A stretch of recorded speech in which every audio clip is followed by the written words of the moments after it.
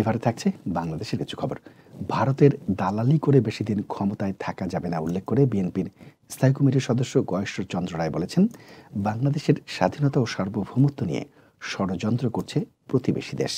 তাদের ষড়যন্ত্র মোকাবেলা করে আন্দোলনের মাধ্যমে দেশে গণতন্ত্র প্রতিষ্ঠা করা হবে বলে জানান তিনি।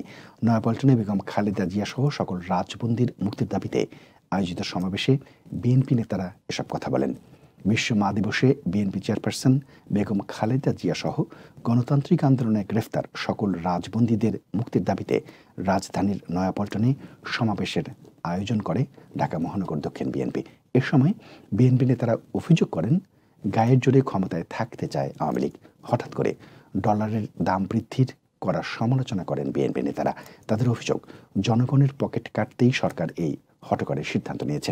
ক্ষমতায় থাকার জন্য শেখ হাসিনা এখন দেশের মানুষের প্রয়োজন নেই অভিযোগ করে বিএনপি নেতারা বলেন, ভারতের দাবিদারি করে বেশি দিন ক্ষমতায় থাকতে পারবে না এই সরকার।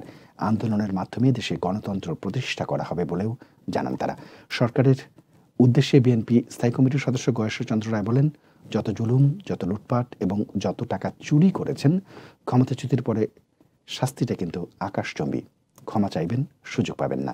সুতরাং যারা যেখানেই ক্ষমতার অপব্যবহার করেন, জবাব একদিন দিতেই হবে। আর প্রতিবেশীদের দালালি করে প্রধানমন্ত্রী শেখ হাসিনা বেশি দিন টিকতে পারবেন না।